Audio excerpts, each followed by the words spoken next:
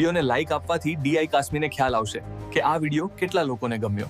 તો વિડીયો ગમ્યો હોય તો લાઈક આપવાનું અને શેર કરવાનું ભૂલતા નહીં. શાંત ગંભીર સંગીતની શરૂઆત. આજે આપણે જે કહાણી સાંભળવાના છીએ ને એ કોઈ એક વ્યક્તિની નથી. આ વ્યથા છે દરેક ખેડૂતની, જેનું જીવન માટીથી શરૂ થાય છે અને માટીમાં જ વિલીન થઈ જાય છે. એક એવી જિંદગીની વાત જે આપણને સૌને અનાજ તો આપે છે, પણ પોતાના માટે સુખનો એક દાણો પણ રાખી શકતી નથી. તો ચાલો હરજીના જીવન દ્વારા એ અગણિત અબોલ ખેડૂતોની મૌન વેદનાને સમજવાનો પ્રયત્ન કરીએ. તો આ કહાણીનું કેન્દ્ર છે હરજી, એક એવો માણસ જેની સવાર સૂરજ ઉગવાથી નહીં પણ પેટમાં લાગેલી ભૂખની આગથી થતી. એનો દિવસ ક્યારે રાતની રાહ નહોતો જોતો, એ બસ થાકીને ક્યારે શરીર તૂટી પડે એની રાહ જોતો. હરજીનું બાળપણ, સાચું કહું તો એનું બાળપણ ક્યારે હતું જ નહીં. જે ઉંમરે બાળકોના હાથમાં રમકડા હોય એ ઉંમરે એના હાથમાં ફાવડો હતો. સ્કૂલના પગથિયા તો માંડ 2 ચોપડી સુધી ચડ્યો અને ત્યાં જ પિતાની બીમારીએ એને સીધો ખેતરની ઊંડી ધૂળમાં ધકેલી દીધો. સપના જોવાની ઉંમરે તો ખભા પર જવાબદારીઓનો પહાડ આવી ગયો. આજુબાજુના લોકો માટે તો બધું સ્પષ્ટ જ હતું. કહેતા કે અરે, ખેડૂતનો દીકરો છે, ખેતરમાં જશે ને, જાણે કે એનું ભવિષ્ય એના જન્મની સાથે જ લખાઈને આવ્યું હતું. પણ કોઈએ ભૂલથી પણ એવું ન પૂછ્યું કે ભાઈ, તારી પોતાની શું ઈચ્છા છે, તારી આંખોમાં કયા સપના વસે છે. અને બસ અહીંથી જ હરજીની આખી જિંદગીની લડાઈ શરૂ થાય છે. માટી સાથેની લડાઈ, એક એવી લડાઈ જેમાં આશા અને નિરાશા એક જ સિક્કાની 2 બાજુ જેવા હતા. આ માટી એની મા પણ હતી અને એ જ એની સૌથી મોટી દુશ્મન પણ. આ જમીનના જાણે 2 ચહેરા હતા. જ્યારે ખેતરમાં લીલોછમ પાક લહેરાય ત્યારે એના મનમાં એક આશા જાગતી કે ચાલો આ વખતે બધું સારું થશે. પણ એ જ જમીન જ્યારે વરસાદને ખેંચી લેતી કે પછી પૂરથી બધું ધોઈ નાખતી ત્યારે એનાથી મોટો કોઈ દુશ્મન નહોતો. આ એવી લડાઈ હતી જે જીતવી લગભગ અશક્ય હતી. વરસાદ ઓછો પડે તો પાક બળી જાય અને જો વધારે પડે તો ધોવાઈ જાય. કુદરતની આ રમતની વચ્ચે ફક્ત એક જ વસ્તુ નક્કી હતી: માથે ચડેલું દેવું. એ દેવું જે ક્યારે ઓછું જ નહોતું થતું. આ દેવાનું ચક્રવ્યૂહ કેવું હતું એ જરા સમજો. પહેલાં બીજ વાવવા માટે લોન લો, પછી ખાતર નાખવા માટે બીજી લોન, અને જ્યારે 6 મહિના લોહીનું પાણી કર્યા પછી પાક હાથમાં આવે ત્યારે એને વેચીને માંડ પેલી લોન ચૂકવાય. વચ્ચેનો વચેટીઓ બધી મલાઈ ખાઈ જાય અને ખેડૂત એના હાથ ફરી પાછા ખાલી, આગામી પાક માટે નવી લોન લેવા તૈયાર. પછી હરજીના જીવનમાં એનો પરિવાર આવ્યો. પત્ની અને 2 બાળકો, કાનજી અને ગંગા. હવે એની આંખોમાં પોતાના માટે કોઈ સપના બચ્યા નહોતા. એણે પોતાના બધા જ સપના પોતાના બાળકોની આંખોમાં વાવી દીધા હતા. એનો દરેક શ્વાસ, એના પરસેવાનું દરેક ટીપું બસ એમના ભવિષ્ય માટે હતું. એના બલિદાનોની તો કોઈ ગણતરી જ નહોતી. દીકરા કાનજીની સ્કૂલની ફી ભરવા માટે ઊભા પાકને ઓછા ભાવે વેચી દેવો પડ્યો. દીકરી ગંગાને દિવાળી પર નવા કપડાં અપાવવા માટે પોતાના પગમાં પહેરેલા ફાટેલા જૂતા પણ છોડી દીધા.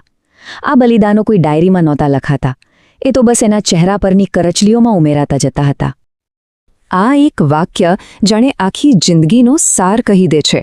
હરજી દુઃખી થતો, અંદરથી તૂટી જતો, પણ એ રડી નહોતો શકતો. કેમ? કારણ કે એ જાણતો હતો કે જો એના આંસુ દેખાઈ ગયા તો એના પરિવારની હિંમત તૂટી જશે. દર્દને પી જવું એ એની મજબૂરી હતી. હરજીનો આ સંઘર્ષ એકલું નહોતો, પણ એકદમ મૌન હતો. એક એવો ચપચાપ સંઘર્ષ જેને આખો સમાજ જોતો હતો પણ કોઈ સમજવા તૈયાર નહોતું. ગામમાં હરજીની કિંમત કેટલી? બસ એના શરીરમાં જેટલું જોર હતું એટલી. કોઈના ઘરે મજૂરીનું કામ હોય તો હરજીને બોલાવવામાં આવતો, પણ જ્યારે ગામની પંચાયતમાં કોઈ મોટો નિર્ણય લેવાનો હોય ત્યારે કોઈ એને પૂછતું પણ નહીં. મતલબ કે લોકોને એની મહેનત જોઈતી હતી, એની સમજદારી નહીં. એક વર્ષ તો ભયંકર દુકાળ પડ્યો. છાપામાં મોટા અક્ષરે છપાયું, સરકાર ખેડૂતોને સહાય કરશે. હરજીને પણ થોડી આશા બંધાઈ. બિચારો સરકારી ઓફિસના ધક્કા ખાઈ આવ્યો, ફોર્મ પણ ભર્યા, પણ એ મદદ ક્યારેય કાગળમાંથી બહાર નીકળીને એના સૂકા ભટ્ટ ખેતર સુધી પહોંચી જ નહીં. અને પછી એક સાંજે એનો દીકરો કાનજી નિશાળેથી ભણીને આવ્યો અને એકદમ માસુમિયતથી એણે એક સવાલ પૂછ્યો. બાપા, તમે તો આખો દિવસ કામ કરો છો, તો પછી આપણે ગરીબ કેમ છીએ? બસ આ એક સવાલ કોઈ તીરની જેમ હરજીના કાળજામાં ખૂપી ગયો. જાણે આખી જિંદગીની મહેનત પર કોઈએ પ્રશ્નાર્થ ચિહ્ન મૂકી દીધું. એની પાસે કોઈ જવાબ નહોતો. એ દિવસે હરજી પહેલીવાર અંદરથી હારી ગયો. હવે આ કહાણી એના અંત તરફ આગળ વધી રહી છે. એક એવો અંત જે પોતે જ અનેક નવા સવાલો છોડી જાય છે. એનું શરીર હવે જવાબ દઈ રહ્યું હતું. હાડકાં દુખતા હતા, શ્વાસ ચડતો હતો, પણ ખેડૂત આરામ કઈ રીતે કરી શકે? એનો આરામ એટલે એના પરિવારનો ઉપવાસ. પણ એક સવારે એના થાકેલા શરીરે હંમેશા માટે સાથ આપવાની ના પાડી દીધી. એ અંતિમ ક્ષણોમાં એ ખેતરની સૂકી માટી પર જ બેઠો હતો. એણે માટી પર હાથ ફેરવ્યો અને સાવ ધીમા અવાજે બોલ્યો, મેં મારી આખી જિંદગી તને આપી દીધી અને બદલામાં તું મને કશું જ ના આપી શકી. આ શબ્દો કોઈ ફરિયાદ નહોતા. આ તો જીવનભરની લડાઈની હારનો સ્વીકાર હતો. એ દિવસે હરજી ઘરે પાછો ન ફર્યો. ગામ ભેગું થયું. બધાના મોઢા પર એક જ વાત હતી, બિચારો બહુ સારો માણસ હતો. પણ કોઈએ એ સવાલ ન કર્યો જે ખરેખર પૂછાવો જોઈતો હતો, કે જો એ આટલો મહેનતુ અને આટલો સારો હતો તો એ ગરીબ કેમ મર્યો? અને આ જ સવાલ હરજીની વાર્તા આપણી સામે મૂકીને જાય છે. જે માણસ આખી દુનિયાનું પેટ ભરવા માટે પોતાનું જીવન ખર્ચી નાખે છે, એના પોતાના નસીબમાં ગરીબી અને લાચારી કેમ લખાયેલી હોય છે?